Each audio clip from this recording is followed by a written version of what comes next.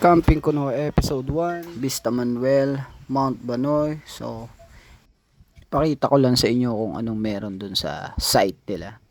So, unahin natin yan sa left side, yung honesty store nila. No? So, kapag may kailangan ka lang, kuha lang dyan. Pero, syempre, magbayad ka kahit wala naman nakatingin sa'yo. Yan. So, may logbook dyan. Alam ko may mga price yon. So, magkakaroon ko ng basis kung magkano. At dito sa bandang top ng kanyang bubong yung mga stickers ng mga camper na nakapunta dito. So, kung makakapunta ka sakali dito at meron ka ng page, pwede ka maglagay dyan. Mabait yung may mga caretaker ng Vista Manuel. So, meron din silang sink and CR na panlalaki. At the same time, meron din silang CR na pambabae. No, guys. Sobrang labig ng tubig dyan. And then, akyat tayo. Pakita ko lang sa inyo yung view ng Mount Banoy.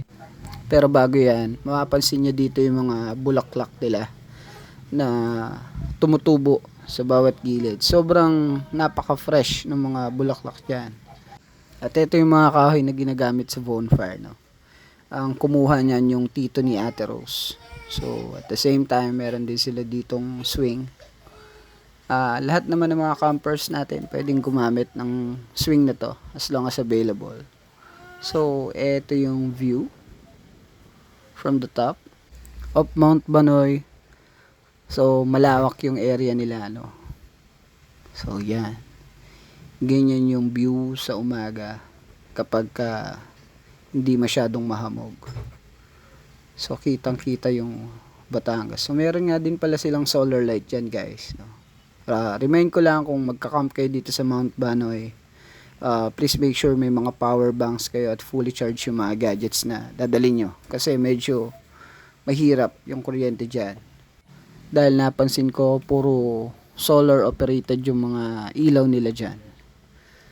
So, sa bandang baba, eto, pakita ko lang ulit yung mga bulaklak na tumutubo dun sa gilid. Meron nga din pala silang kubo dyan, dalawa. So, kung di ako nagkakamali, 1.5 yung rental dyan. Pakicorrect na lang ako, Ate Rose, kapag napanood mo ito. Yan, yung mga bulaklak ulit sa gilid. Sobrang fresh nila kahit alam mo na hindi naman sila nadidiligan dahil dun sa natural na hamog na binibigay ng mountain. So, sa gitna meron din silang setup ng hammock at pagandang view na perfect para sa picture nyo. No, kahapon may nakasabay kaming magjowa dyan, day tour lang. So, stay lang sila dyan, pero bago maggabi, umuwi na sila dahil medyo madilim doon sa dadaanan, pabalik. So, ito yung kubo number 2. Meron din silang sink dyan na available, no?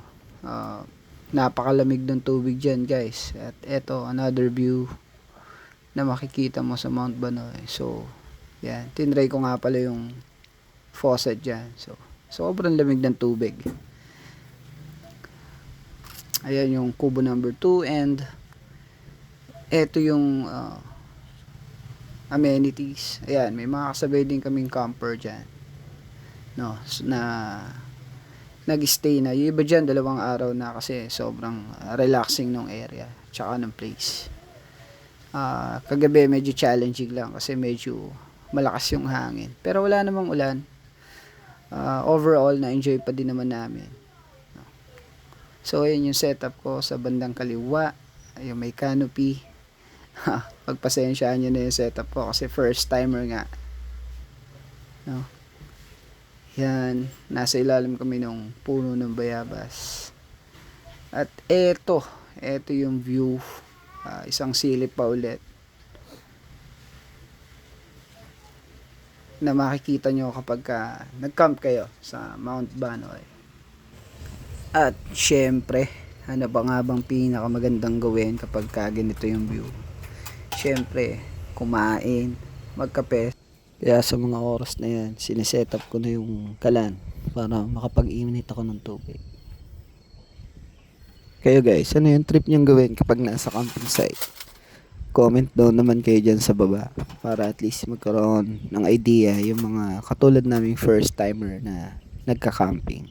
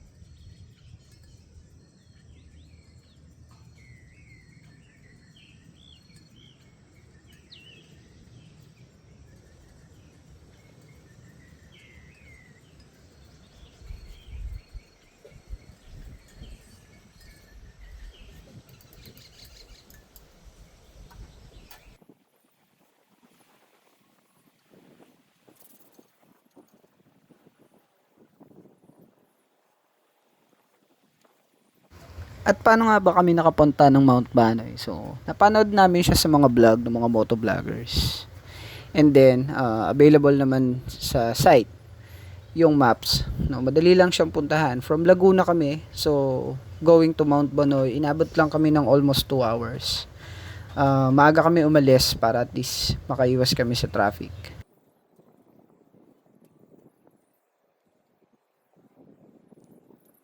Kung motocamper ka, doble ingat lang yung payo ko bro, no? Kasi yung daan medyo challenging, matarik siya, at the same time pasigsag siya, no? So kapag ka motor yung dala, magdoble ingat.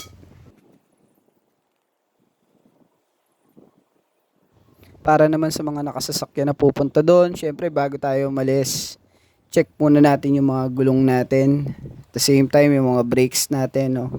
At syempre dahan-dahan lang tayo sa pagmamaneho guys, lalo na kung may mga kasama tayong bata. When it comes to expense naman, rough estimation ko, sa gas siguro umabot lang ng 700 to 1,000 pesos yung nagastos ko from Laguna to Mount Banoy. And for the toll fee, 245 papunta and 245 pabalik. Pagdating naman sa meal, syempre may mga kanya-kanya tayong preference. Pero syempre, di din naman kailangan mamahalin palagi. Yung simpleng mga pagkain is okay na as long as masaya kayong nag-stay dyan. At ang pinakamahalaga dyan nag-enjoy kayo sa view.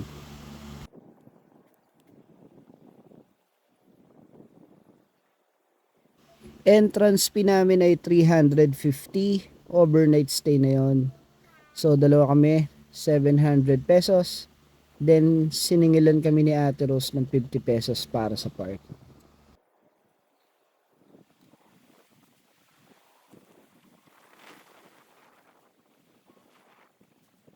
One of the very important reminders nga pala guys sa mga campers, yung basura natin kailangan nating iuwi. Syempre, reminder dun sa mga kapwa natin camper at sa mga first timer na be responsible camper, sundan kung ano yung house rule na isinet. At the same time, yung quiet time, respect natin para mag-enjoy din lahat ng mga campers na makakasabay natin. And yun, salamat sa pagsama sa akin sa Camping Kuno Episode 1. Sana may mga susunod pang camping site na mapuntahan natin. At totoo ko nagsasabi sa inyo na enjoy life. Peace out.